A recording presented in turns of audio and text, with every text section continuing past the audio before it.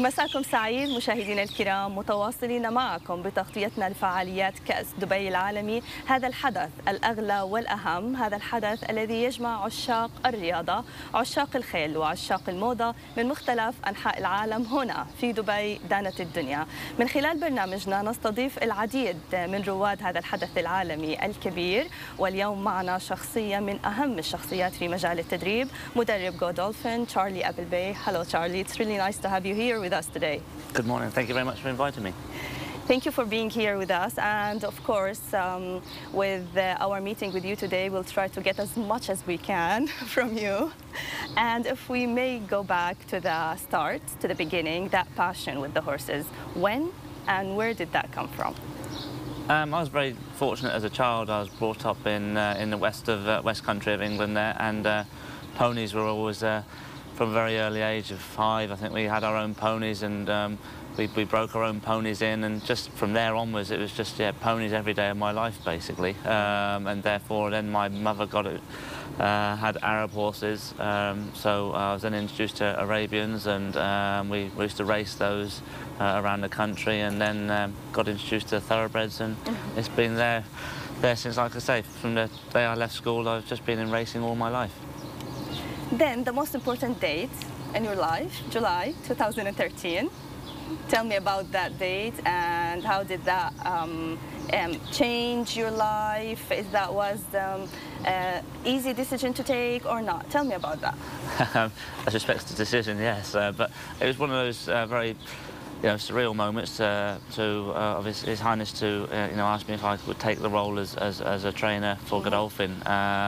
A lot of people have asked me, what was that time like? I mean, my time in Godolphin has always been amazing since the day I started. I've been in the company now for 20 years now, so people ask me, did I expect to be a trainer? No, but I was, always very happy in my job, and was working with very professional people, and I learnt a lot along the way. And then, as we say, in 2013 there I was asked if I could take on the position of being one of the trainers for Godolphin, and it was a very surreal moment, and thankfully I've embraced it, and with the confidence that His Highness has given me, I've been allowed to do the job to the best of my ability. Before His Highness chose you to be a trainer of Godolphin, you spent like 15 years in the same place with Godolphin, but in a different roles.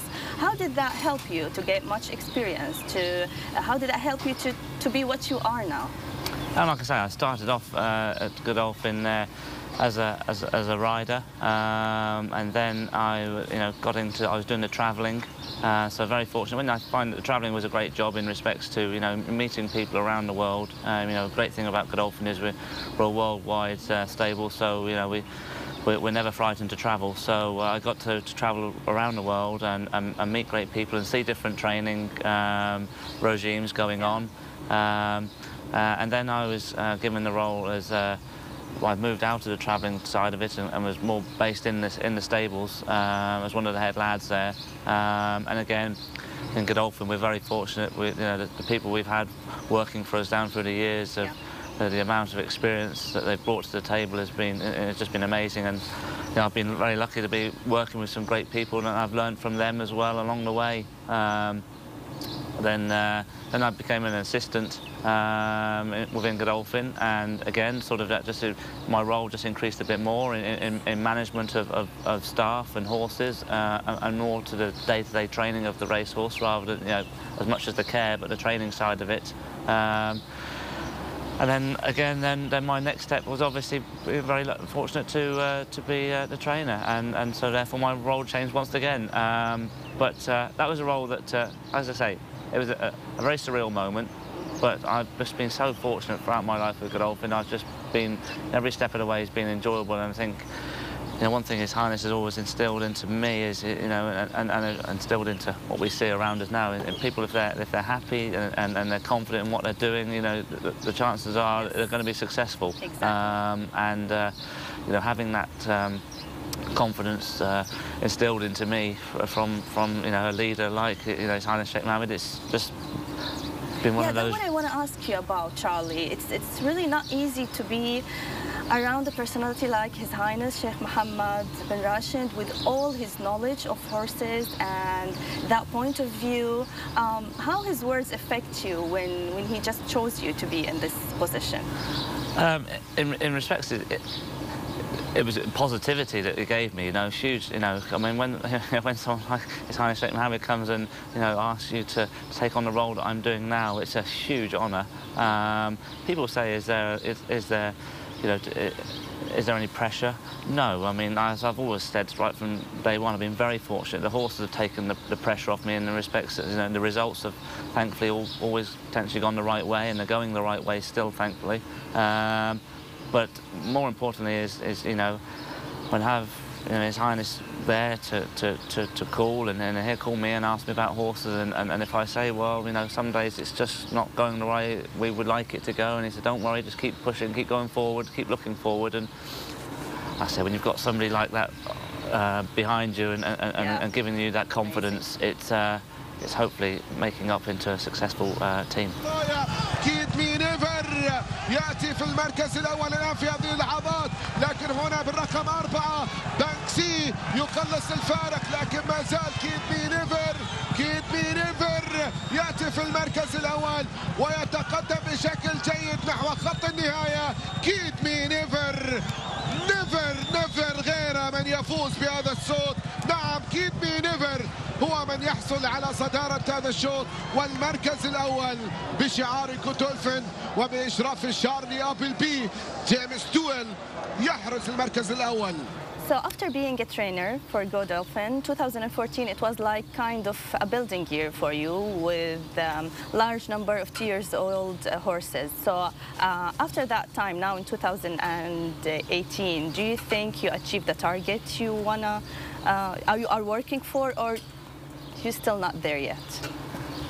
As I say, you know, in the road to success, it never ends. You know, you've just got to keep pushing forward. And you know, if I were to rest on my laurels and say that I've achieved what I want to achieve, then no is the answer. You know, my goals are to obviously produce as many winners as possible for Godolphin, but most importantly is to take it to the world stage internationally, and hopefully produce classic winners along the way, and in doing so, you know, producing stallions. So for Godolphin, and so yeah, the answer to your question is no. I haven't, you know, achieved what I want to achieve by a long way, and you know, and so the mindset is very much keep going forward and keep driving on, and I have a great team around me to be able to do that.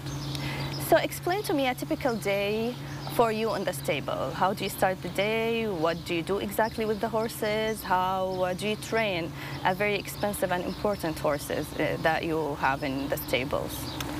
Obviously, from the position I'm in now, and the number of horses we have, and thankfully, like I say, we're competing internationally now on a regular basis. That it's more of orchestrating the team. I have a great team behind me, great assistants. Marie Murphy will be back in the UK along with Alex Merriam, and Sophie Creighton's here in Dubai, and a great travelling team that will be, you know, around the world. Some are in Australia, sometimes they're in America, and in France. So, you know, first thing in the morning is sort of touch base with everybody wherever they are in the world.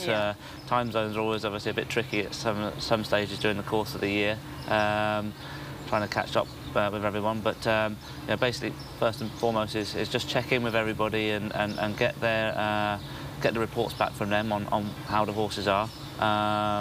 And then, you know, predominantly, obviously, as you know, we spend our summers in Newmarket. So, you know, usual day-to-day routine there would be, you know, up at 5:30 there, and like I say, touch base with all the management team there, and then set the training program would have been set out the night before. You know, we will go through the training of the horses during the course of the morning, and then we'll, you know, then potentially we'll be off to the races in the afternoons,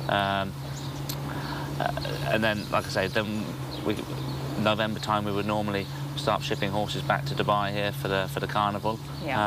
So, you know, the team was then, you know, split up there. So I would then spend most of the rest of the winter commuting between Newmarket and Dubai, which is, it was always very exciting. It's lovely to get back to Dubai as we're sat here today in this heat. You know, with the sun. I've just left -7 there in Newmarket in snow, so to arrive here it's 23, 24 degrees. It's perfect. But what, you know, as respects to the rest of the international campaign is, like I say, we start the season off again very soon in Newmarket, the Craven meeting, and then things start to sort of get going, and it sort of comes thick and fast, as they say. You know, they have the Craven meeting, the Guineas, and we're looking towards the Derby, Royal Ascot, and it goes on, and then you're looking towards the international campaign, sort of from August, September. You know, you're looking towards America. You've got your Breeders' Cups. So, you know, obviously we've been very fortunate. We've been successful there last year with Wahida and the Fillies and Mares, which is a great day. And then we have a team that go down for the Spring Carnival in Melbourne. You know, we've had some successful stints down there as well of recent times.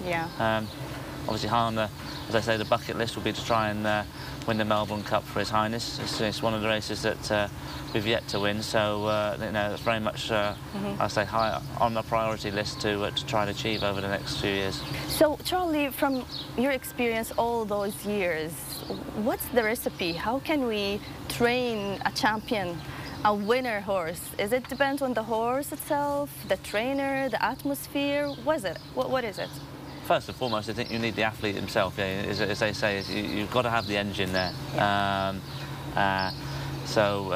know, I'm in a very fortunate position that you know, we're at Godolphin and Darley there. We have a great breeding operation with Dubai and, you know, Shamadown and great sires like that. I'm very fortunate to be in a position that I'm receiving their stock. You know, to start off with, I'm dealing with you know, as they say, a product and an animal that hopefully is got the pedigree there to become a successful racehorse. So, as I say, going back to it, you need the engine there at the end of the day. And then from the trainer's point of view, is keeping the horse sound and fit.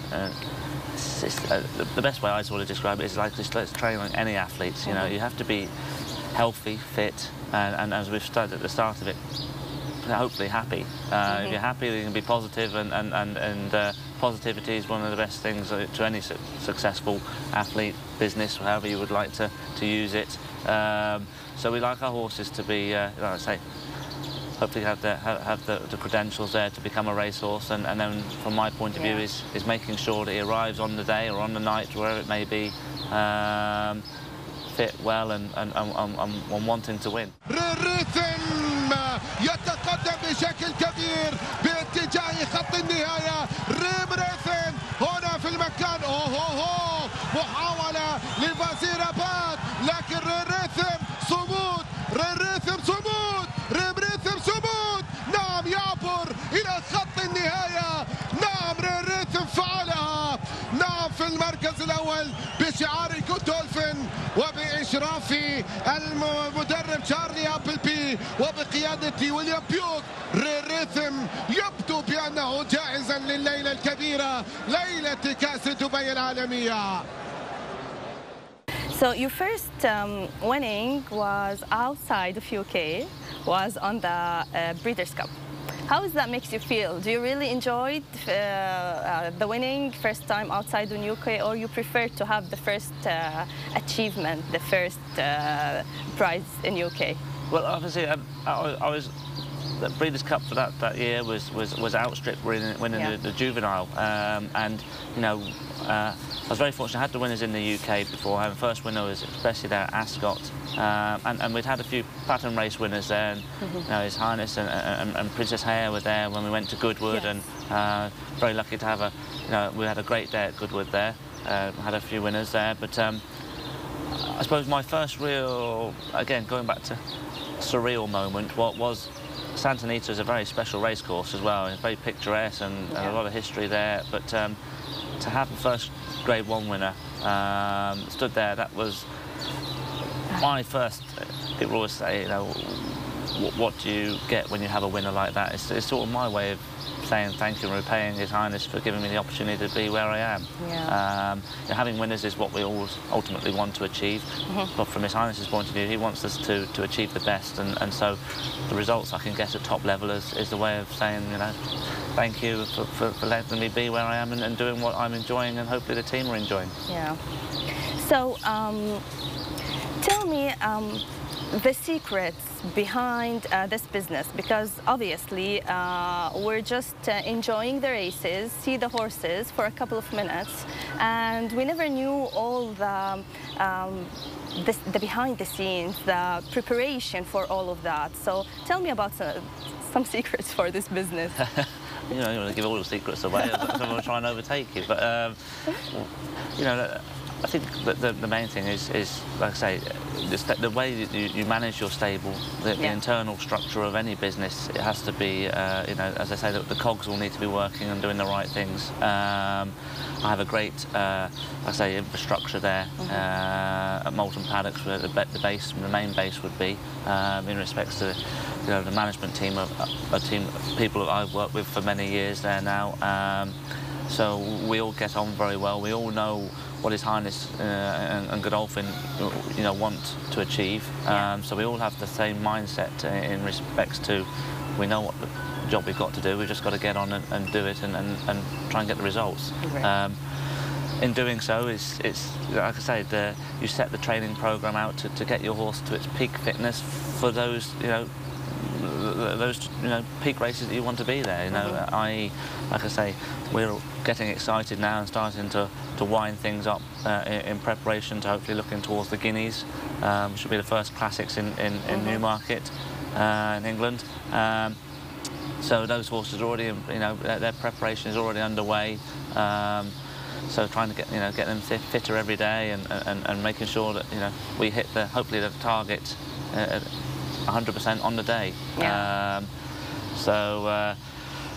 After that, it's one of those, you know, those situations that once you've got there, you have to then come back, regroup, and sort of get ready for your next challenge. Yes. You know, but one would hope it's going to be looking towards a Derby or an Oaks with those horses, or onto Royal Ascot. So you know, you get the horses back to the stable, and you do your best to sort of, they say, recharge and go again. But that's all done internally, as I say, with the team around you, and you know, you need the lads there who are riding the horses to tell you, as much as your eye can see, you hope that you can see, you know, the horses, whether he's come out of the race well or whether he's a bit tired and fatigued by it. But you need the team there as well, and I say the riders will be on there, and they know the horses as well as you do, and they can tell you, if you can't see it, they can say the horse just feels a bit flat, Charlie. You might say you might need a few more days quiet, or he's come out of the race very well, and yeah, you keep pressing on.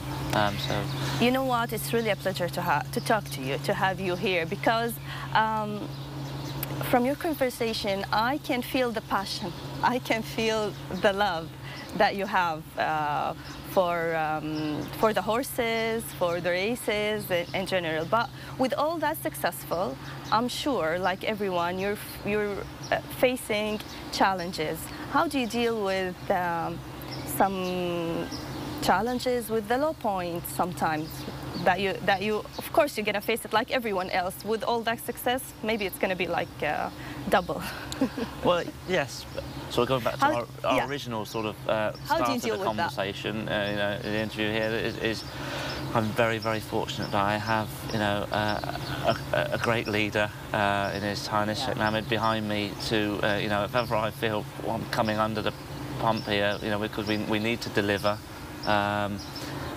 He's just there to say, do your best, and you know, that's what we're always trying, is just to do our best, and as long as you know that everybody's putting 100% in, you can't ask for any more.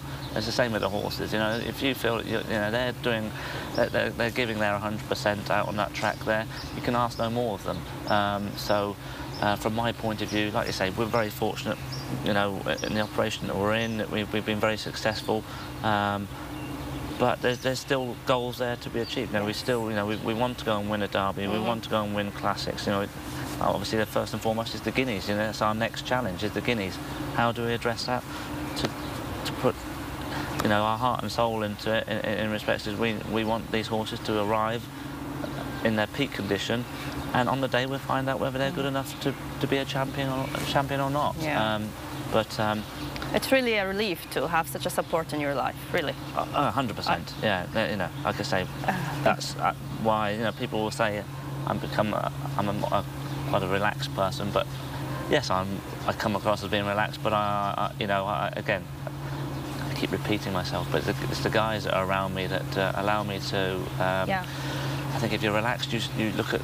You need personality. You look at things differently, and hopefully, like I say, you look at them clearly. You know, there's no pressure in respects to, you know, if this doesn't happen, this is what is going to happen. You know, so, you know, I feel like I can go out in the mornings, I can look at the horses in the way I like to look at them, and report back to His Highness on what I'm seeing. And then, like I say, we'll then set a plan of what we'd like to do with them, and what we'd like to try and achieve, or what we think we can achieve with them. If it doesn't happen, well, it doesn't happen. That's racing, as they say. And we'll keep trying. We'll keep trying. That's the most important thing. You know, as I say, if you fall off your bicycle, you just got to get back on and go again. You don't just give up.